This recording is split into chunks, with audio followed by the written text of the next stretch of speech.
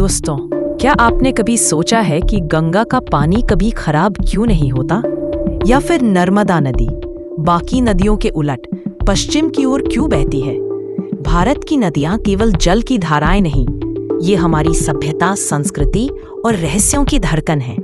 आज की इस यात्रा में आपको मिलेगा जीके, इतिहास, विज्ञान और ऐसे रहस्य जो आपके मन को झकझोर देंगे। तो चलिए शुरू करते हैं भारत की नदियों का ये रोमांचक सफर। गंगा, भारत की आत्मा, गंगोत्री ग्लेशियर से निकलकर लगभग 2500 किलोमीटर लंबा सफर तय करती है। लेकिन असली रहस्य है इसका पानी कभी खराब क्यों नहीं होता। वैज्ञानिक कहते हैं गंगा में बैक्टीरियोफेज नामक जीवाणु होते हैं जो हानिकारक बैक्टीरिया को नष्ट कर देते हैं। यही कारण है कि गंगा का जल वर्षों तक रखने पर भी ताज़ा रहता है। यही वजह है कि इसे अमर जल कहा गया। अब बात करते हैं गंगा की बहन यमुना की।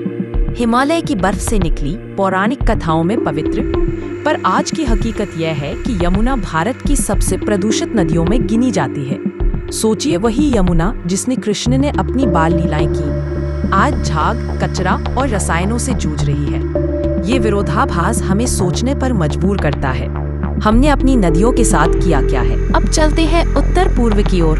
ब्रह्मपुत्र, तिब्बत में यादलुंग त्संगपो के नाम से जन्म लेने वाली ये नदी असम में जीवन और तबाही दोनों साथ लाती है। हर साल बाढ़ आती है, गांव बह जाते हैं, लेकिन यही बाढ़ उपजाऊ मिट्टी भी छोड़ जाती है। यही ब्रह्मपुत्र दुनिया का सबसे बड़ा नदी द्वीप माजुली भी बनाती है। एक नदी जो शक्तिशाली भी है, अनियंत्रित भी और अद्भुत भी। दक्षिण की ओर बढ़े तो मिलती है गोदावरी, दक्षिण गंगा। नासिक से निकलकर हजारों किलोमीटर तक फैलती है, जीवन देती है। और फिर आती है नर्मदा, रहस्य से भरी हुई, क्योंकि भारत की ज्यादातर नदियां पूरब की ओर बहती हैं, लेकिन नर्मदा सीधे पश्चिम की ओर अरब सागर में जाकर मिलती है। जैसे प्रकृति ने इसे बाकी सबके उलट एक अलग पहचान दी हो।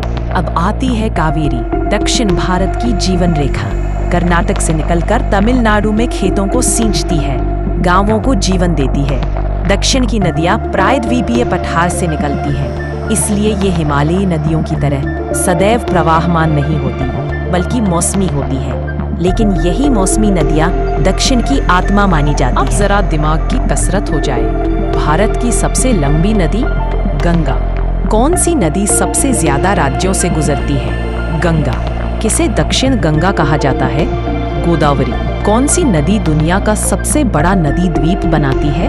ब्रह्मपुत्र। और कौन सी नदियां अरब सागर में मिलती हैं? नर्मदा और ताप्ती। तो बताइए, आपने कितने जवाब सही दिए?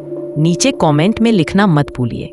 दोस्तों, भारत की नदियां केवल पानी की धारा नहीं है, ये हमारी संस्कृति, हमारी परंपराएं और हमारी आस्था की जीवित कड़ी है। इनमें रहस्य भी है, शक्ति भी और चेतावनी भी।